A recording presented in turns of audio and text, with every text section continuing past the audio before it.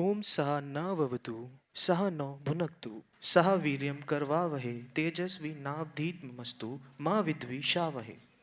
May we be protected together, may we be nourished together, may we work together with great energy, may our intellect be sharpened. Let there be no discord between us. This ancient Vedic invocation beautifully captures the spirit of collaborative learning and the sacred bond between the teacher and the learner. It reminds us that knowledge is not just an individual pursuit, but a collective journey, rooted in harmony, strength, and shared purpose. As we all gather here today for this special session, let us embrace the spirit of unity and learning. Our eminent speaker this evening brings not just expertise, but a deep well of insight, experience, and inspiration. It is my privilege to welcome you all to a dialogue that promises to ignite thought, encourage inquiry, and lead us further along the path of wisdom and clarity. Good evening, ladies and gentlemen. A warm welcome to all of you to today's session, Ignite Spark the Potential, the guest lecture series as the part of induction program for the batch 2025-27 at Sri Balaji University, Pune. I am student manager Shivang Gupta from the Balaji Institute of Technology and Management. And I am student manager Priyam Divedi from Balaji Institute of Modern Management. We are honored to serve as your master of ceremony for this enlightening session. We extend a warm welcome to all the dignitaries on and off the dais, our esteemed faculty members, and dear fellow student managers. It gives us immense pride and privilege to host a seasoned professional whose leadership has been forged in the most challenging environment across the world. Someone who stands at the intersection of military discipline, global risk strategy, and corporate foresight. Please join us in warmly welcoming Mr. Sushil Pradhan, Executive Director, Chief Operating Officer at MidCat Advisory, a globally respected risk management consultancy.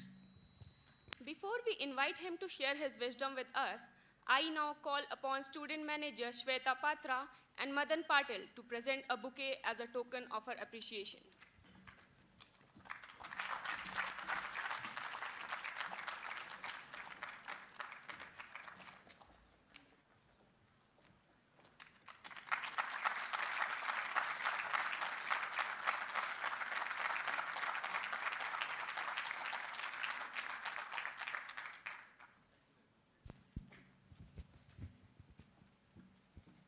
Thank you, Shweta and Madan.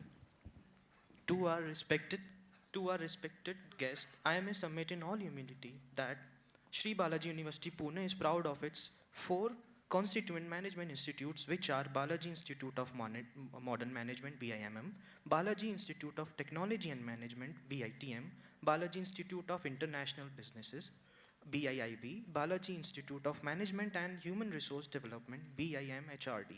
In addition, the university also houses School of Commerce and Management, School of Computer Science, School of Humanities and Social Science, School of Liberal Arts, School of Defense and Strategic Studies, Balaji School of Law, School of Actuarial Sciences, Balaji School of Media Communication and Journalism, Balaji School of Online and Digital Learning, Balaji School of Sports Science, as well as MA programs in Chinese Studies and National Security.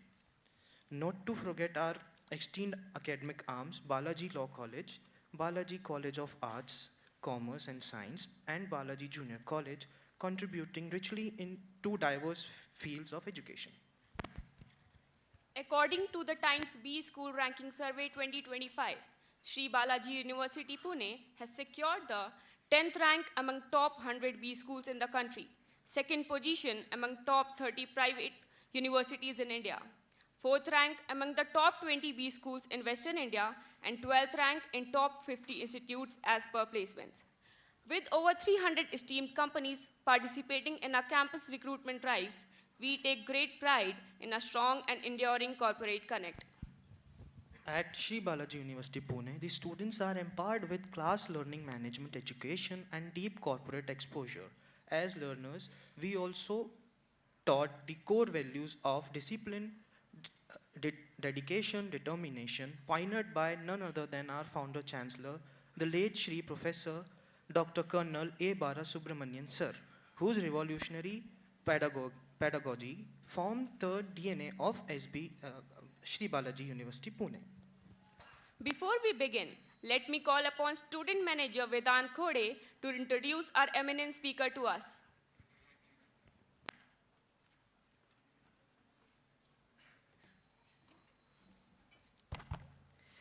Good evening, everyone. I, Vedant Pramod Khode, Junior Student Manager at Balaji Institute of Modern Management, BIMM, specialization in Product Management and Business Analytics, and I am here to provide a brief introduction of our eminent speaker, Mr. Sushil Pradhan, sir. Pradhan sir. So, Mr. Sushil Pradhan sir serve as the Executive Director and CEO of Midcat Advisory, where he leads the UK and European markets from London with over 35 years of operational experience, including 22 years in the Indian Army. Mr. Pradhan brings unmatched insight into risk, resilience, and leadership in volatile, uncertain, complex, and ambiguous environment. In the last 13 years, he has helped shape redesign strategies for multinational corporation operations in geopolitically challenging regions, including Iraq, China, Myanmar, Bangladesh, Japan, Singapore, Africa, and distressed area of India. He has also been trusted security advisor for over 100 multinational clients, leading the development of an acclaimed AI-powered threat intelligence platform. Sir is a respected voice in global security forums such as ASIS, OSAC, IOSH, and ACSG, as and has spoken at prominent conferences in London, New York, Singapore, Colombo, Beijing, Dhaka, and many more.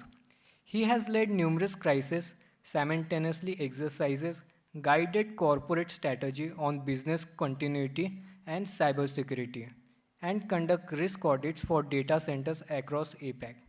A decorated army veteran, Mr. Pradhan was awarded for gallantry in counter-terrorist operation, served in United Nations peacekeeping missions, and contributed to policy and doctrine development at the military strategic level. He is also a published author in several professional journals, a certain scuba diver, uh, and an adventurer enthusiast who brings a unique blend of strategic vision, leadership, and on ground experience to the world of corporate risk management. Sir, we are honored to have you with us today. The stage is now yours. Thank you.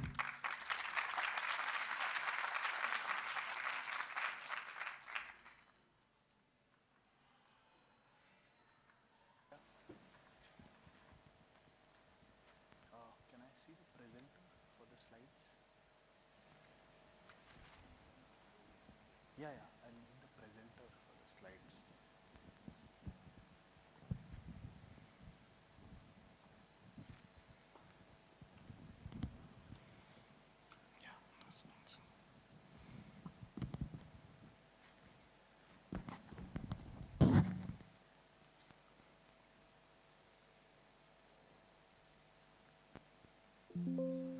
Yes, that's it. It's down. Next. Okay. Very good afternoon to everyone. Am I audible?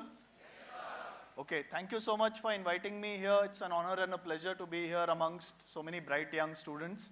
And you already heard who I am. I don't know how many of you paid attention to the introduction. How many of you here not carrying your smartphones? Not carrying smartphones. Okay, only 2, 3, not bad. So the rest of you who've carried your smartphones, how many have checked out my profile on LinkedIn already? That's not a very encouraging sign. So from the perspective of networking, from the perspective of knowing who your speaker is, from the perspective of connecting to industry leaders, the first thing you must do is as soon as you hear a speaker's name, find out who he or she is on LinkedIn and send a request to connect. 99% people will accept your request, especially if they see that you're a student. Okay, so please, first lesson of networking, which is not part of my talk today, is to connect, stay connected, and encourage participation in dialogues on LinkedIn and other professional networks with people like whoever comes here for giving industry talks. So that was just the lecture part of it. I intend to keep this slightly interactive. I do understand that there are some people here from business management, international business. How many? Just raise your hand very roughly. Okay, I haven't seen who you are, but I know that there's a sizable number. So folks, I expect you guys at least to answer some of the questions that I'm going to put forth to the audience once in a while. And I have about 45 minutes to an hour, which I plan to keep it as interactive as possible. And maybe you expected me to come and give you a motivational talk or something about how to study better, how to live better, how to get a better job, how to have a great career. I'm sorry, I'm not an expert on any of those fields, and I have not been able to motivate my own kids, so I can't motivate a bunch of 500 kids or 200, 300 kids sitting here. So what I'm going to do is tell you something about geopolitics and business. As you would have realized over the last few months, the various conflicts that have escalated in the world are creating huge challenges for business operations, for business planning, and for business sustainability. So I'm going to touch upon few of those issues. It's a very vast subject, very complicated subject. One of the things that I specialize in, one of the things that our company does for a living. So I thought I'll come and talk to you about that. And this is some topic that you would like to research later on, especially those who are going to be studying international business. So I'm going to talk about three things mostly. First is give you an overview of what is geopolitics and business and what are the linkages. Talk to you about the risk landscape and then give you a few case studies. There are lots of case studies. I'm going to cover as many as we can. Can I request somebody to be a timekeeper and give me a shut up call when there is 5 minutes left? Anyone? Ma'am, aap karoge? Mrinal, just keep. Yeah, sorry, let me introduce my colleague also, Mrinal. She's part of our marketing team, but she's uniquely qualified to be a marketing executive in a company like ours, which specializes in risk management and geopolitics, because she's done her master's in international affairs. So we are very lucky to have somebody who does marketing as well as understands our subject matter. Thank you, Mrinal. And she's from Pune, incidentally, so yeah, all the better for her to be here. So before I go on to geopolitics, business, risk, can I just get a little bit of a sense of how much you understand these words? What is geopolitics? Can somebody just give a, I don't want a textbook definition. Can just somebody tell me what is geopolitics? Anybody, just stand up and say it. Yes, yes.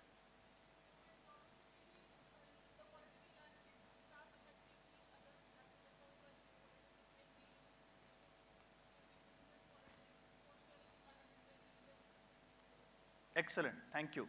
Anyone else wants to qualify, amplify, or doesn't agree with her? Okay, great. So basically the connection between geography and politics is what we call geopolitics. And obviously, going forward, you will understand that it has a huge connectivity. What is risk? Yes, this is also a common English word, not so complicated. What is risk? Yes, please get up. Okay, very good. When you say go bad as in?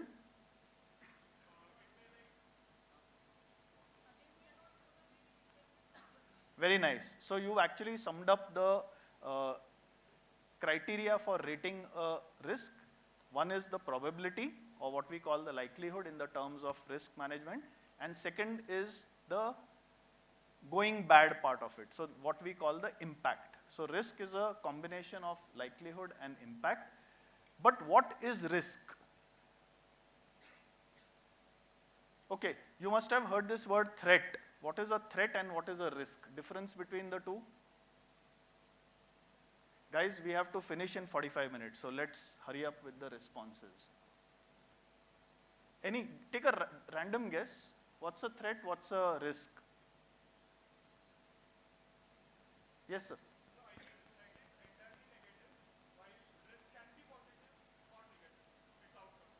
Okay, an outcome. Okay, yeah, very good.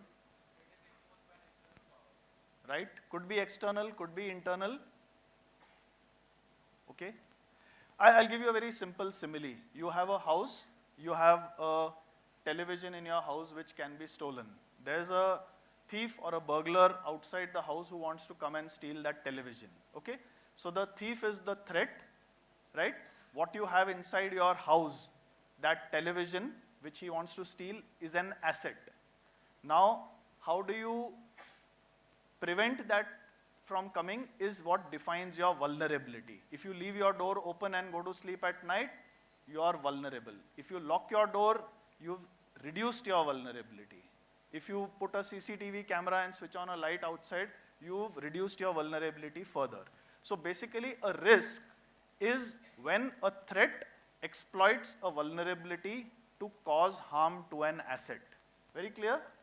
I'll just repeat it again so that goes in well. A risk is when a threat exploits a vulnerability to cause harm to an asset. And then, like he very rightly said, a risk is a combination of likelihood and impact. So how likely is a risk and how impactful or how negative is the impact of the risk? And this is what we are going to basically talk about and give you a few examples. So I just want you to go through this. I'm not going to read out everything, but basically geopolitics today is at the heart of the transformation of businesses. And most of the countries are building their capital, political capital in such a way so as to use geopolitical connections to either improve their own chances of business or reducing somebody else's chances of business. For example, simple things which you hear in the news of sanctions, embargoes, these are ways in which a country restricts the ability of another country to do business and enhances the ability of your own country to do business, right? So this is how geopolitics plays out. And sometimes, as you must have seen in the case of many countries like US, Russia, China, even India, there is a very close connection between the state and the politics of that country. For example, you heard about the bombing of a port called Haifa in country? Okay. And who operates that port? Adani. So when we talk about geopolitics, we are looking at something happening in a different geography.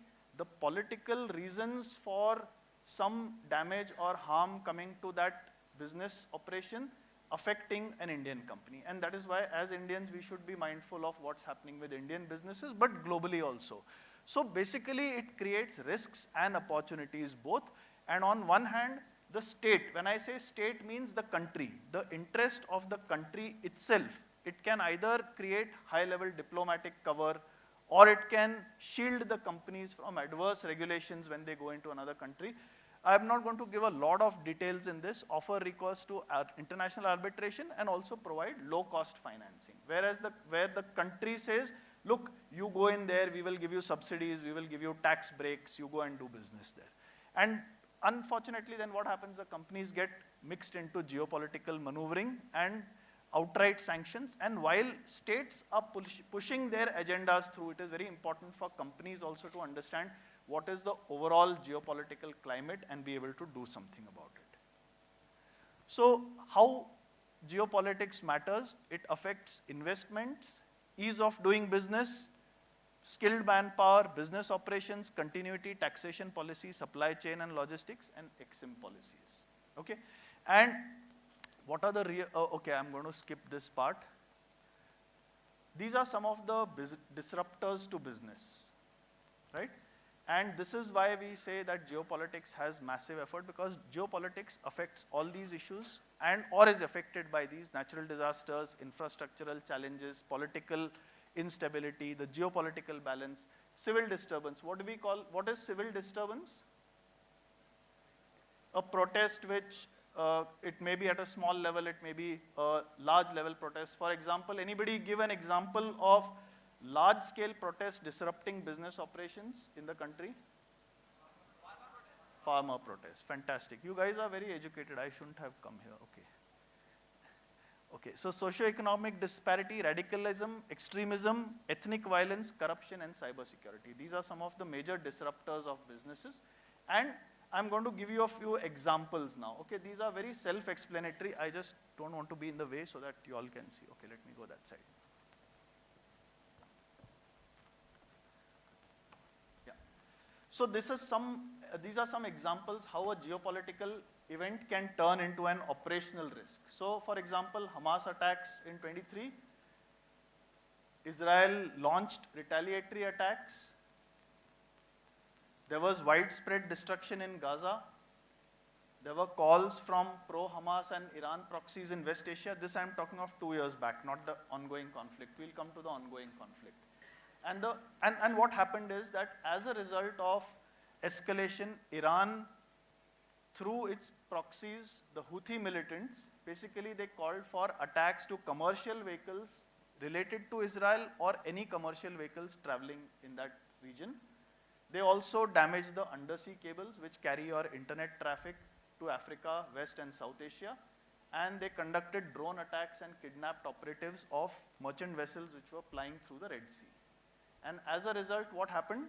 That the shipping, instead of going through the Mediterranean Sea, had to go round the Cape of Good Hope, round the Gulf of Aden. There were internet disruptions which were affecting the stock markets and e-retail, and there were physical threats to the employees and ships of various companies. A very big, I've written Maersk twice, Maersk, Hapag-Lloyd, and these are the other companies which actually had to suffer huge losses. They had to suspend operations for some time to be able to cope with this loss. Another one, Russia-Ukraine war, invasion in 2022, destruction, damage to property and infrastructure. The EU condemned the geographic aggression. EU announced the aid packages involving import tariffs to agricultural imports, relaxed border controls to Poland, Slovakia, and what happened? There was a huge glut of Ukrainian grain leading to price collapse in Poland, Belgium, and Belarus, tractor rallies, and loss of business days and supply chain disruptions.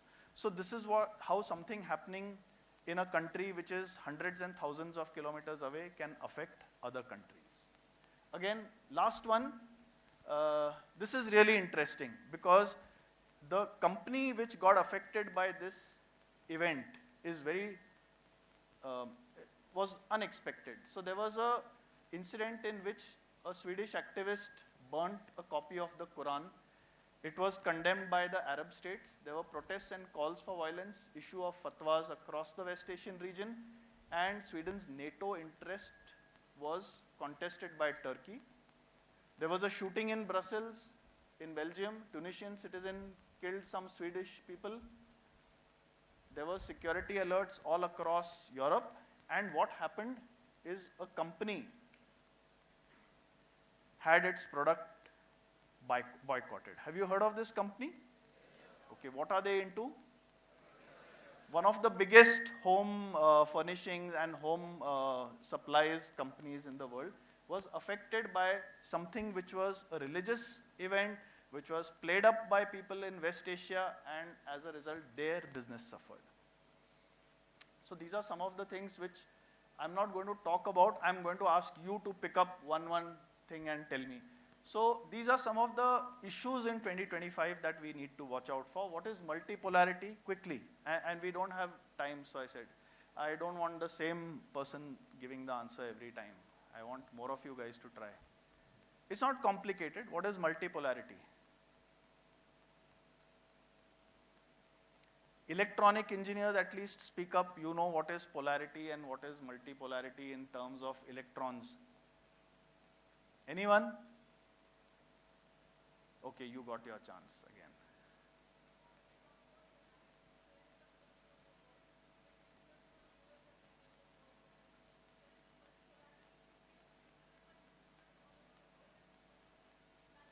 Very nice. And connected to that is zero G. What is zero G?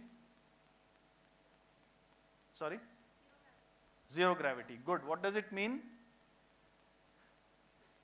So what happened is that till about 5 years back, the US claimed to be the only superpower in the world. So the center of gravity of the universal geopolitics was the US.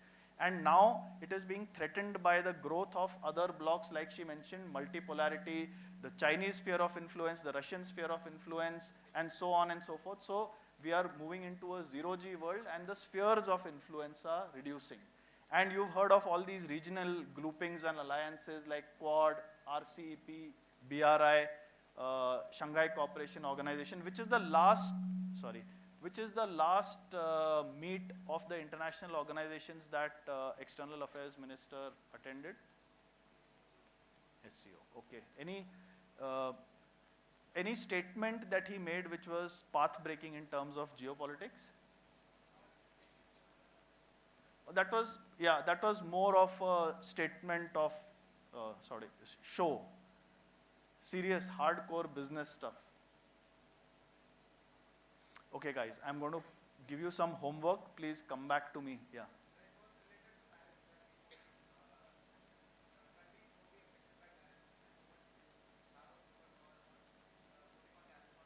Very nice. So what he said is that anyone can impose tariffs, and it's not just the privilege of a few who can do so. But anyway, it's good to learn this stuff. The supply chains and offshoring, reshoring, nearshoring, and friendshoring. How many of you have heard these words? Anyone? Anyone in operations? Have you heard of a supply chain? Okay, what's a supply chain? Let's start with that quickly. Anyone? Anyone, yeah? It's a common word. Yes?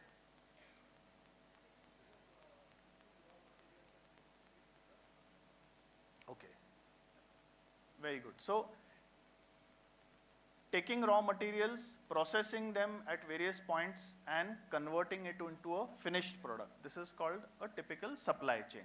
So in supply chain, you must have heard of the supply chain disruptions that happened where sanctions were imposed on China, sanctions were imposed on Russia, and various sanctions have been imposed, for example, on petroleum products coming out of Iran. They were not allowed to sell petroleum products to other countries. So petroleum products are not just fuel, it is also plastics and other solvents which come out of petroleum. So countries decided to do offshoring. What is offshoring? Do your business elsewhere. Now, when they said that elsewhere was also under threat, and you saw during COVID that some countries were not able to ship out either processed stuff or raw materials. So they said, okay, let's go for nearshoring. That is, find somebody nearby. For example, US shifted a lot of its business in garments from countries like Vietnam and Cambodia and Bangladesh to Mexico, because that was closer, they could access the goods, and they could also provide the raw material more easily. Then nearshoring, reshoring, and friendshoring. So they said, okay, why should some of our components, and this is a very typical example. How many of you have heard of the CHIPS Act? CHIPS, C-H-I-P-S. Come on, one person at least. Okay guys, please do this as homework, and I will appreciate if you come back to me on this. Just connect on LinkedIn and send me a message that I read about this and I liked it and I understood it, okay? So the CHIPS Act is where the US imposed certain restrictions on export or import of semiconductors from certain countries to certain countries, certain technology in electronics and telecommunications from some borders.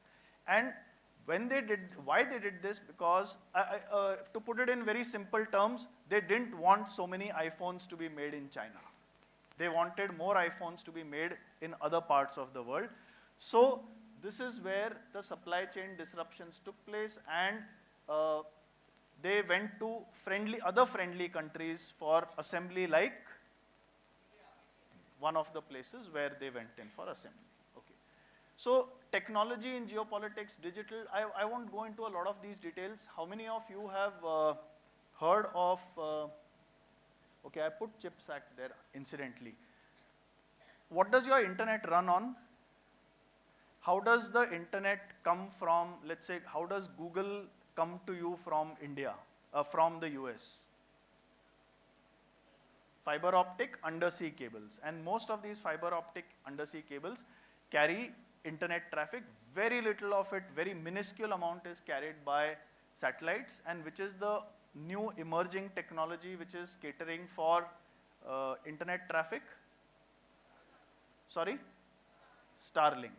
So a clear case of geopolitics and business when during the Russia war, certain internet access was denied to Ukraine, and Starlink said, we will support Ukraine's war and we will give them internet access using our satellite network. And that is where Starlink suddenly took a big step forward. And in fact, we were discussing, I was conducting a simulation exercise for a Japanese investment company last week in Mumbai. And one of the things that now they are seriously thinking about, that if there is an Indo-Pakistan war which could escalate to the level where undersea cables coming to India are damaged, what is our alternate option for having connectivity to Japan? And the answer was probably Starlink is something which we should be looking at. So this is how geopolitics affects business. Various conflicts across the world, Ukraine, Gaza, West Asia, Taiwan, India, Pakistan. Then I talked about sanctions and new alliances in energy security, renewables, and new finds. So how many of you have heard of the latest new find of crude oil reserves in India? Okay. How far away do you think we are to exploiting those reserves? Very rough guess. Sorry? No, when I say far means in terms of time. How many years will we start seeing that oil coming out? Could be anywhere between 3 to 5 years or even more, depending on where they find it, how they build the infrastructure to take it out. Then once you've taken it out, you have to transport it to a refinery. So all that has to be done. So when we say geopolitics of oil, of energy, it's not so easy to do because it takes a lot of time. So thought processes in energy security go beyond 5 years to 10 years and so on. And some more. So how many of you have heard of rare earth elements? Okay, yeah, so a lot of people seem to have heard. Anyone can give me a quick, no, what are rare earth elements firstly? So they are rare, not found easily, okay? Yes, they are difficult to find, they are difficult to extract, and they are very important for the current new technologies. So now can you give me some examples? Sorry? Uranium typically is not a rare earth element because it is used, it has very selective usages, and these are not new usages, these are not new technologies. Anyone? Lithium, yes. Where does lithium go? EV batteries primarily, or battery storage. Any other? Okay, where does that go?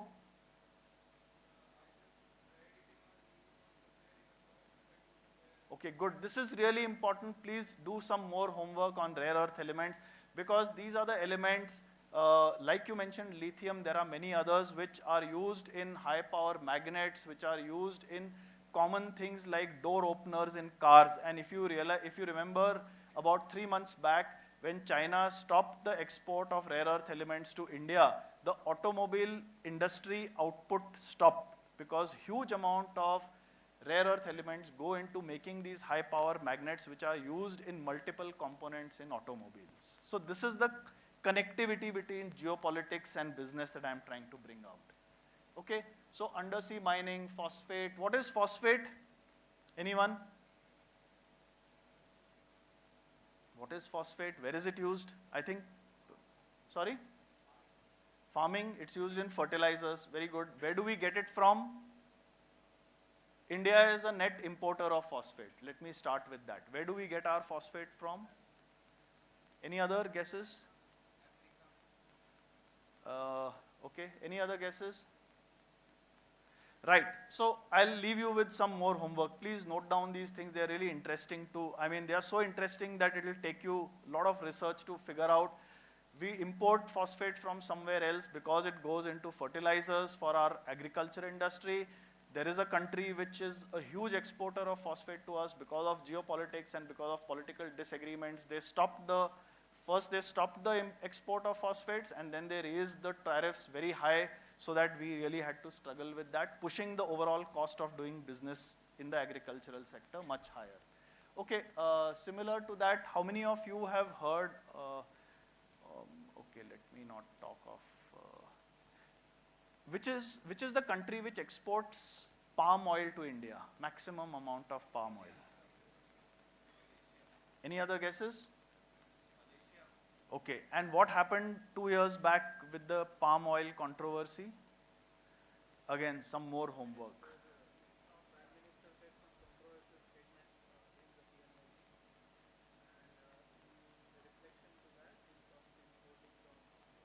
Very good point, sir. So again, guys, this is interesting stuff. Please read a little bit more about it. So what is coltan?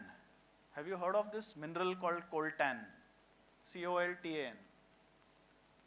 Anyone? One person? Come on. Okay.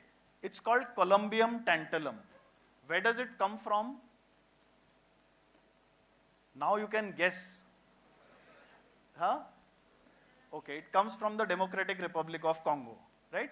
This is one of the most important minerals which is mined there other than gold and other stuff. And coltan is very essential to the manufacture of cell phones. Okay?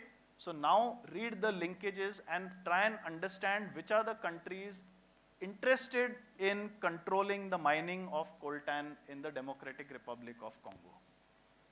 Okay? This is how linkages of geopolitics with business are established. So, of course, then you have internal shocks like civil disturbance, political upheavals, policy uncertainty, tax, populism, protectionism, a lot of this stuff which is so easily understood in a common day's work, but the linkages to businesses are not so easily understood. So what I'm going to do is, I know we have a little less time and a lot of matter to cover. I have already given this presentation to your faculty. Please reach out to them, take it, go through the topics, read what you find interesting, and leave out the rest. Okay? So terrorism, copycat terrorism, digital currency, so many things that we need to worry about. Have you heard of this place? Okay, where is it? It's there on the map. Who controls it? Okay. What happens if Iran blocks this? So now everyone is saying supply chain. When I asked you what is supply chain, nobody was going to give the definition. Okay. So which are the industries which are primarily affected by blockage of the Straits of Hormuz? Sorry?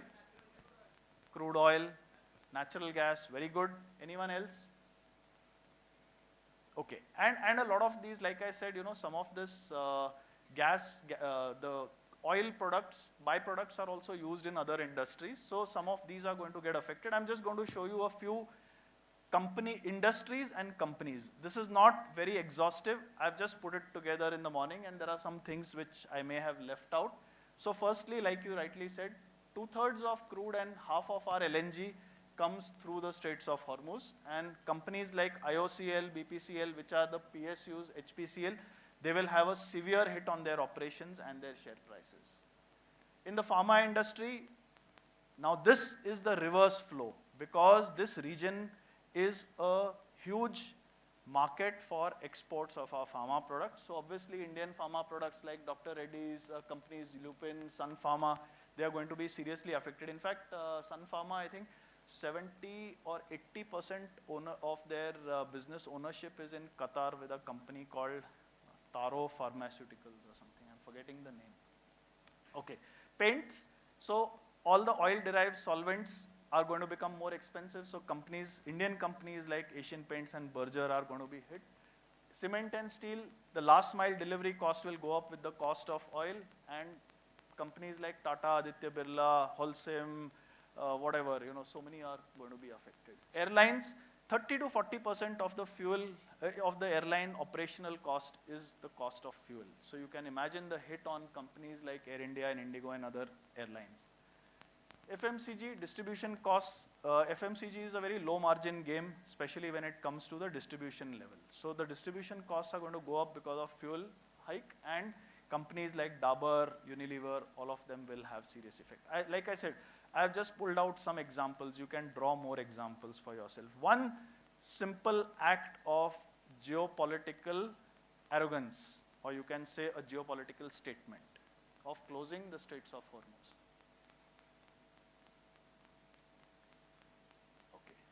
So also this is important for us to understand that a huge amount of people live in this circle which I have shown you. 70% of humanity lives here, and hence this is going to be the focus of commerce and business in the years to come. And in India, the risks have shifted closer to us in terms of business operations. So earlier, we used to associate risks in India with a few regions, let's say like the Northeast or Jammu and Kashmir, or the areas which are affected by Maoism. But today, most of our urban centers are also equally threatened and have huge amount of risk depending upon their vulnerabilities, depending upon the assets which are in these cities. So political activism, violence, protests and demonstrations, crime, safety risks, urban flooding, pandemic and disease. I don't have to read out all of these. You can read them, and they are all very self-explanatory. So what I'm trying to say is that businesses no longer have to worry about far-flung risks. All these risks are today at their very doorstep. And so there are some events which have which have a huge amount of unpredictability, but have unpredictable outcomes as well. So when initially he told me about risk, he said likelihood and impact. So we are saying how likely is it to happen and what is the impact. So sometimes the likelihood is also very uncertain and the impact also becomes very unpredictable. So these are just a few things that I listed out. I don't have to tell you, I think pretty much self-explanatory. So this is my definition. I have put into 3 categories of unpredictable events with unpredictable outcomes, predictable events with predictable outcomes. I think all of you understand most of these issues happening regularly. And then you have the predictable events which have unpredictable outcomes. For example, certain strikes which took place, Manipur issue, or on the positive side, the 2 pictures that you see, one was the Maratha Morcha. Everyone thought, oh, there'll be so much chaos in the country and there'll be so much political issues, but it went off very peacefully. Second was Rahul Gandhi's Bharat Jodo Yatra, which everyone thought will lead to a lot of political unrest, activism, violence in the country. But barring a few stray incidents here and there, nothing much happened. And again, I'm going to show you one more evolution of operational risks for businesses. There was a truck strike against the BNS. What is the BNS? Very good. And what is that? The new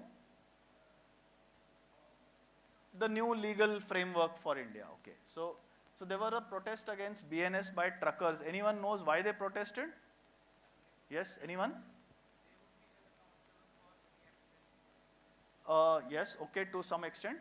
What else? So they were always accountable, but that degree of accountability was raised multifold by the kind of fines and the imprisonment which was supposed to be, they were responsible for. So there were protests, there were strikes, there were blockages, there were demonstrations in cities, tankers and trucks carrying fuel were stopped, and interstate movement was stopped. Oil manufacturing companies were unable to distribute fuel supply to cities. So who was hit? In the metropolitan cities, the consumers were hit, the businesses were hit. Another one, Delhi Chalo. Okay, I think this is, somebody already mentioned this, so I'm just going to flash it. Just read through it. Self-explanatory.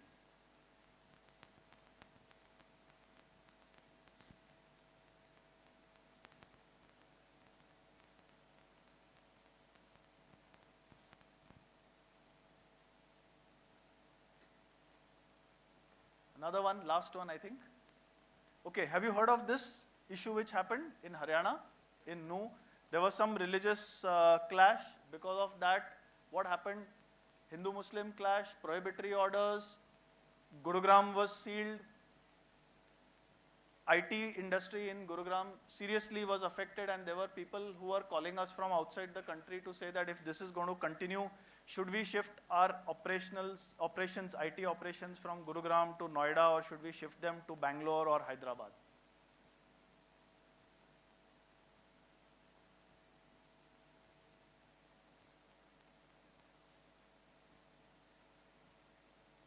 Okay, here is one example of how geopolitical risk turned into operational risk. Again,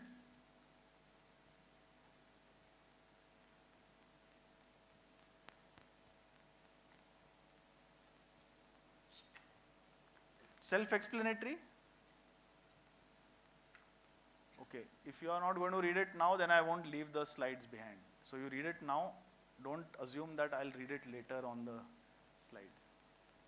And what makes the situation worse, especially in India or the South Asian region or the Asia Pacific region, is the polarization due to ethnic issues, due to politics, the poor basic infrastructure, the bureaucracy, the response, the lack of coordination between various government agencies, the rumors and the social media, and connectivity and accessibility. So if there is a particular road blockage or a transport strike, one kind of raw material cannot move from its point of origin to the place where it was to be processed. There is no alternate method of moving that material. And of course, some examples of media hype. You must have seen this on your screens.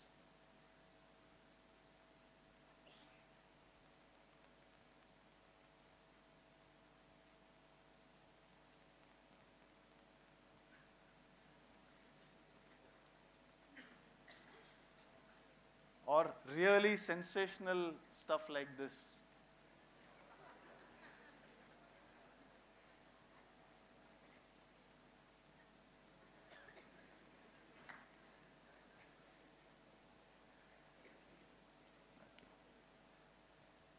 So that is why businesses need risk intelligence. Okay, we heard of risk. You know what risk is. What is intelligence? Anyone? Normal word? Yes.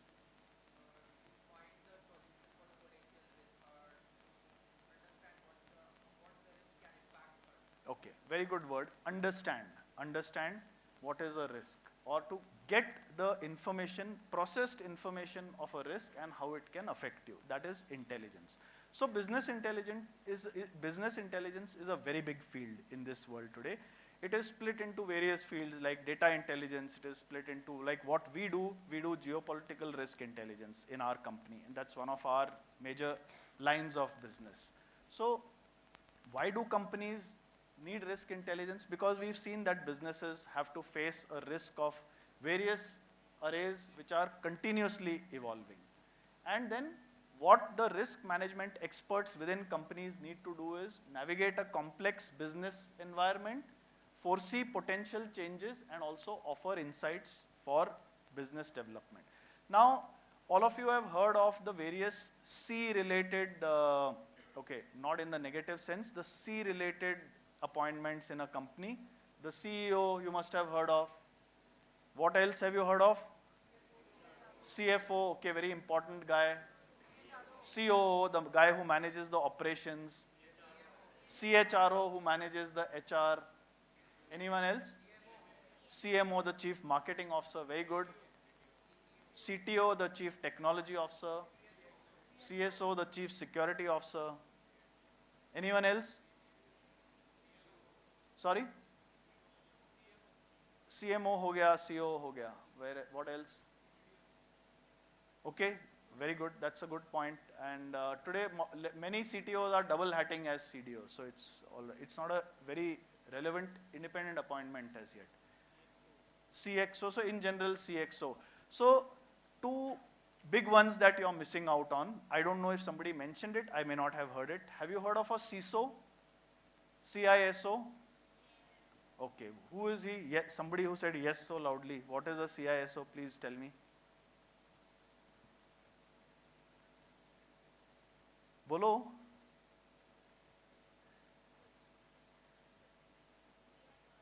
Okay, so you've heard it. What do you think it means? Okay, CISO is the Chief Information Security Officer. In today's cyber security risk world, you cannot ignore this appointment. Please learn about this guy because he's the guy who protects your company's IT. So earlier, the CTO used to do that. Now CISOs are very big guys in their own companies. And the new one, which is now, it's not a new one, it's a very old appointment, but it was always downplayed, and something which is now gaining a lot of importance is a guy called the CRO, the Chief Risk Officer. The Chief Risk Officer, especially for multinational firms, is somebody who is powerful enough to take or make a decision on global operations or operations in a different geography, based on what is his or her understanding of the risks to business in that operation. So CRO, again, very important person. And for which the CROs need credible, timely, and actionable risk intelligence. This is something like, this is what companies like us do. And just to give you a very little bit of an overview, when you have to predict or understand your risks, there are 3 levels of prediction that we talk about. One is the crystal ball gazing, that I wish I knew what was coming in the future. The second is over the horizon, where you say that, okay, I just need to know what's coming to me very soon so that I can take actions accordingly. And the most important one for day-to-day operations is something which we call around the corner risks. Just simple English, what's coming tomorrow or what's coming the next week, which I should be prepared for so that my business is better protected. How much time do we have, ma'am? Okay, it's okay. So I have a lot of interesting case studies. Just note the headings and please read up on them. I have just distilled the information which is available online. You can do the same as for yourself.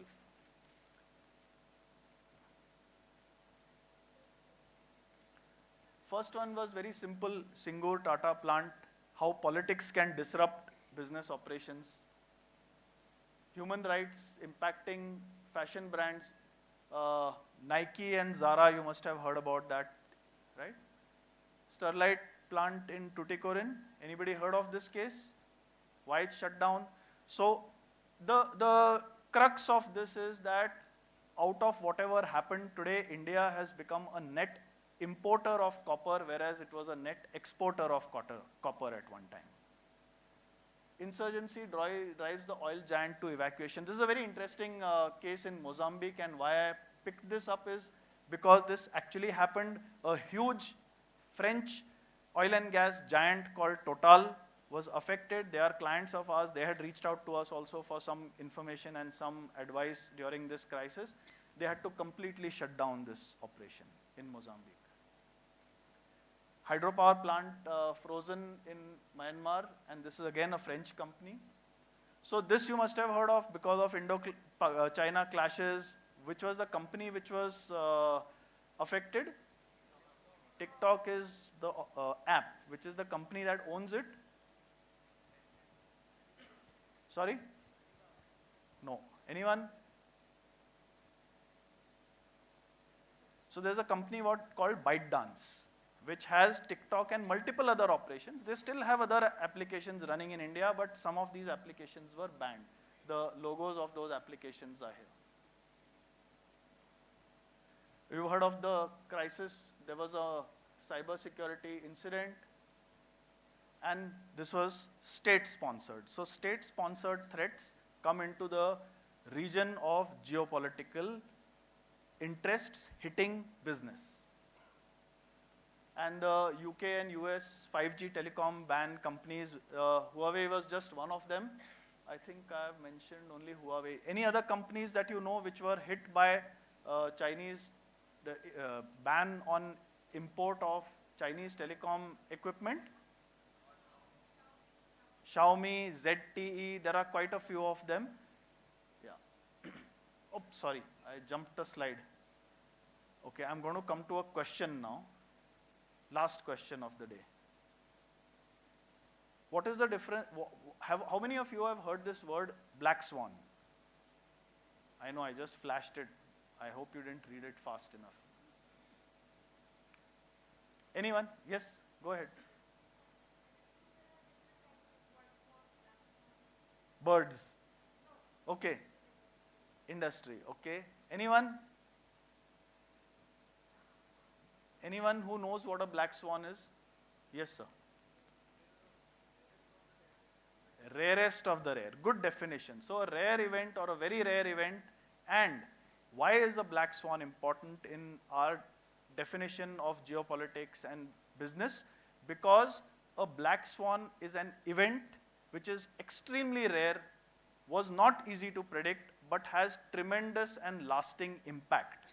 Anything that comes to mind? COVID, okay, very good. What else? Recent times? Okay, Air India crash, yes, for the company that makes those aircraft, it is a big thing, and for the people who lost their lives. Any other black swan event recently that, sorry? Good point, excellent point, okay. It had a severe impact, whether lasting or not, we don't know. I mean, I will not be the right person to comment on whether it had a lasting impact, but it definitely had a severe impact on the economy of the country and on the cash flow in the country for a couple of weeks. Okay, so just giving you two definitions. Again, read up more about this. Who's the person who coined this word black swan? Any idea? Okay, since you haven't heard the word black swan, you won't have heard of the name of the person. There's a book called Black Swan by Nicholas Nissim Taleb. So if you can get I know nowadays nobody reads books, but at least go to ChatGPT and say, give me a summary of the book Black Swan by Nicholas Nissim Taleb. That should be good enough to educate you about a black swan event.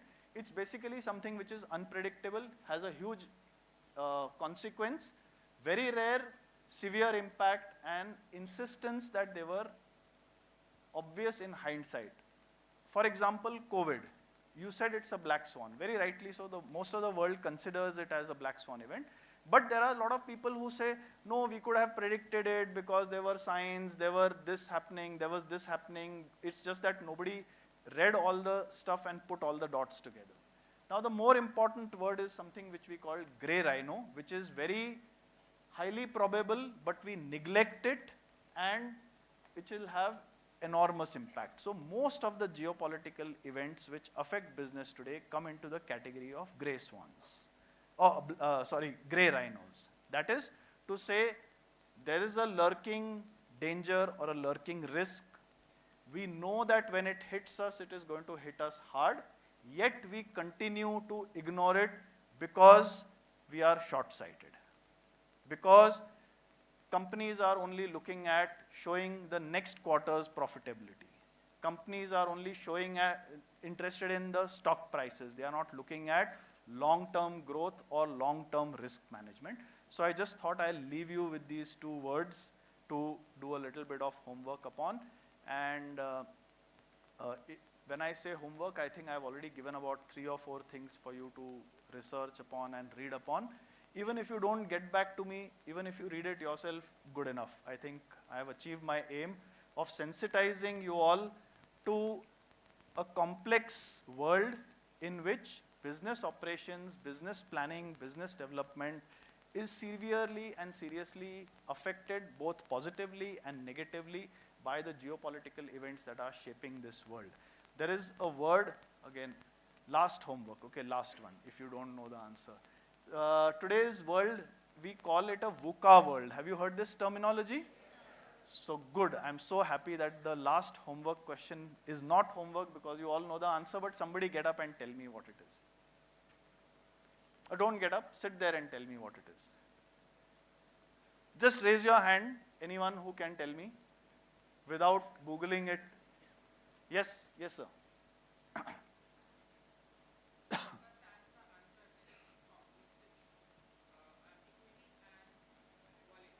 Sorry? Volatility. Same answer? Okay, what does it mean? Volatility, what does it mean? Fluctuates very fast. Uncertainty, don't know what will happen.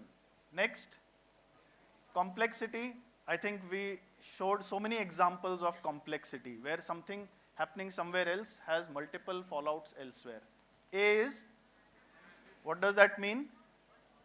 Not clear what is the outcome. Sorry? Multiple solutions, multiple outcomes, and at this stage, it is not sure as to how it will affect you, but it will. So, great, thank you so much, and I will close my part of the talking. In case you have any questions, in case you want to ask anything, if time permits, I am happy to take any amount of questions.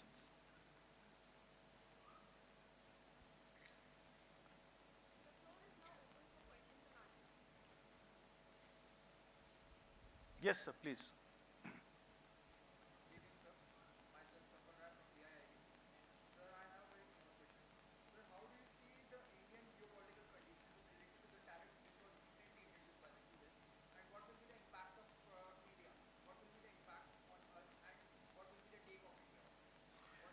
Okay, so it's a very complex question, not something which I can give an answer to in 2 minutes, and I'm not sure whether I can give you an answer in 2 hours also, because I'll have to research it myself, but sit down. One of the serious outcomes of the tariff regime, and this is one of the points which came up during the course of the lecture also, is that as a country, we have decided to become more self-reliant. Because the moment you have tariffs which are based on imports which are unavoidable, then you are restraining and constricting your own industry from growing the way that you wanted it to grow. So the way is, firstly, to become self-sustained in a particular thing, but you cannot, because if you don't have lithium, you don't have lithium, you still have to buy it from somewhere. So second point which I mentioned is to diversify your supply chains by going into reshoring, friendshoring, find multiple sources of importing a particular item which you need exclusively. For example, going against much of the global sort of sentiment, India has excellent relations with Venezuela for the simple reason that it is one of the major exporters of oil to us, which is diversified from West Asian region and gives us a little more resilience in case there is a blockage of oil imports coming in from the West Asian region. I think that's all I'll do now, because it's a very complex. Sir, I wanted to ask, as we talked about black swans and geopolitics, it certainly feels like between the last 5 to 6 years have been a lot of black swans because there were a lot of unpredictable events. Absolutely. So when we talk about risk intelligence, there are so many intelligence agencies which are operating in silos. You don't know what information you're going to get. So how do you, as a risk intelligence officer, how do you manage that risk? Because it has been a black swan after black swan and you don't know what the business is going to be like. So Okay. yeah. Thank you. Can you give the mic to my colleague Mrinal, because this is what she can answer better than me probably.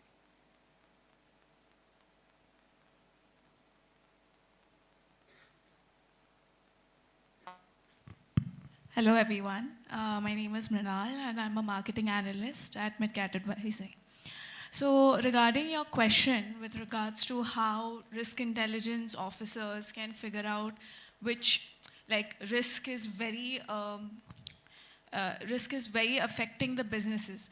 So you actually monitor through open source intelligence. So over there you have n number of risks, like let's suppose civil disturbances, you've got environmental risks, let's suppose climate-induced risks that you have. So you monitor all the open sources, like for example from newspaper or from social media. So through that, there are various risk platforms. Like for example, our company offers Data Surfer. It's a risk monitoring platform through which AI, it's basically AI monitors all the risks that are happening, and then you have human analysts who are actually contextualizing the risk so that it can, so that the business administrators or the risk officers can actually contextualize how the risk affects their operations. So that is just one way of how, risk officers can understand what kind of risks are affecting their various operations. Thank you, Mrinal. Very well put, and I think it answers your question. So risk monitoring is very important. This is done by, am I audible? Yeah. So risks are monitored by independent agencies, or you have in-house people who, as a business, who are going to monitor the risks for you. If you don't have that capability, you outsource it to companies like us or so many others who will feed you this intelligence. Then still somebody in the organization, in the company, whether it's the CRO or whether it's somebody under him or her, who has some people who can analyze this, contextualize it to their business operations and say, okay, these are the risks which we need to focus on. And just to tell you a little more information, so all these companies have something known as a risk register. So they say, okay, these are the 30 risks which are applicable to my company, out of which, based on likelihood and impact, these are the top 5 risks, or these are the top 10 risks. And we should focus on mitigating these top 10 risks, but not neglect the other 20. Okay? Yes, you had something more. Yeah, so no, I was asking open source intelligence is fine. For me, the question was, when we talk about nations, they guard their secrets like anything. You cannot possibly know what intelligence they're gathering, but they're highly significant in geopolitical events. So how do you manage that significant part of risk? Because it's not out there, you cannot know about it. Right, thank you. It's not an easy question to answer. So honestly, we have a team of 50 analysts in our company who are desperately trying to do this every day, connecting the dots, trying to figure out, this is happening, so how does it affect here? If this is happening, what is the overall impact on India, on oil sector, on pharma, on transport sector? And nobody has the perfect answer, but everyone has sort of answers which they can interpret to their own requirement. And like she mentioned, AI is playing a huge part because we feed in a lot of course, AI is only as good as the stupid humans who train that AI. So we have a lot of intelligent humans who train that AI, and hence the output which we get from that AI is also as intelligent as we want it to be. So, but this is a very interesting sphere. In fact, there's a talk which I give in many universities called Geopolitical Intelligence Acquisition and Analysis. So that's not for you guys because it's a very specialized field, but that's something I talk on very often. And this is where we put together agglomeration of and sort of curation of knowledge from various fields. But thank you, good question. And if you want to understand more, we can speak later.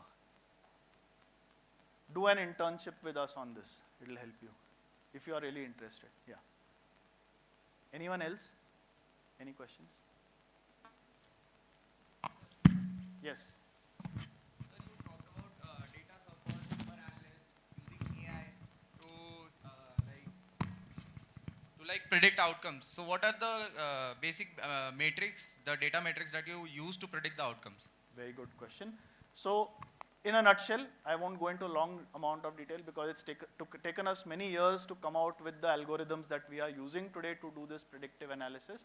We have on our platform a separate predictive part of it. So what it does is, it picks up historical information and does trend analysis. Also puts together the, let's say, connected events which were not there historically and tries to factor them in and say that, okay, historically this has happened. However, these are the 3 additional factors which have come in, which were not there earlier. This is the severity of their impact should they affect it. And it comes out with a sort of a prediction which is not 100% good. We also feel that at this stage what we are doing is about 60–70% predictive, and that's why we have a team of analysts who try and then make it more relevant to the customers, make it more contextualized to their business operations. Yes.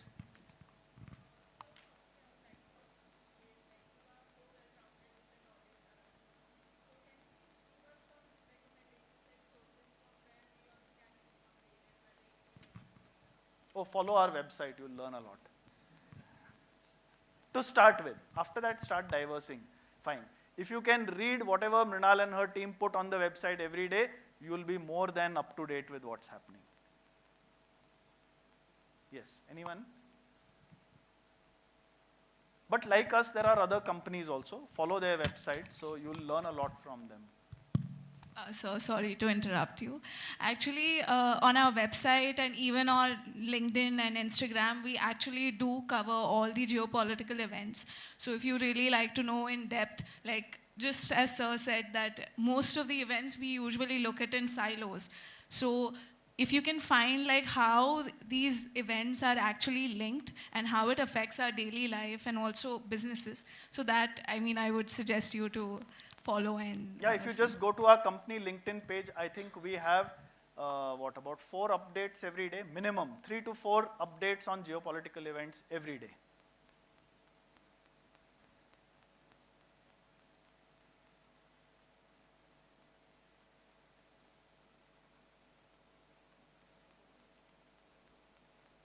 Okay, I think everyone's now tired.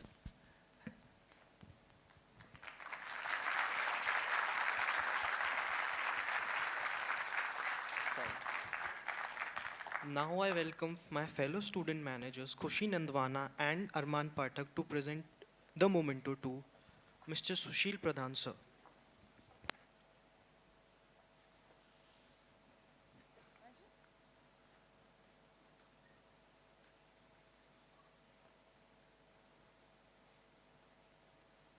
Thank you very much.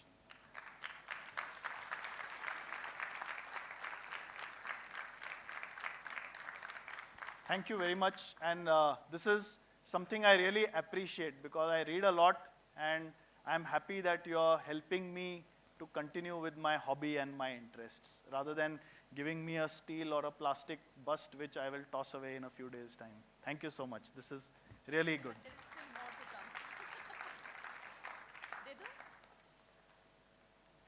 Thank you so much. Is this your college magazine? Okay. Okay. Yeah, you can hold it.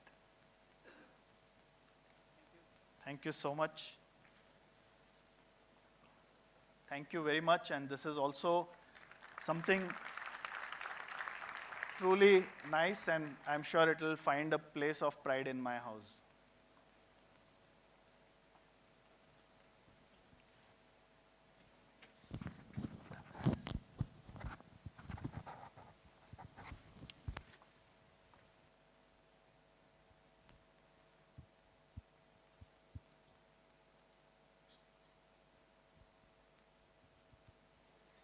May I now call upon stage student manager Bhumija Dongaonkar to propose a vote of thanks.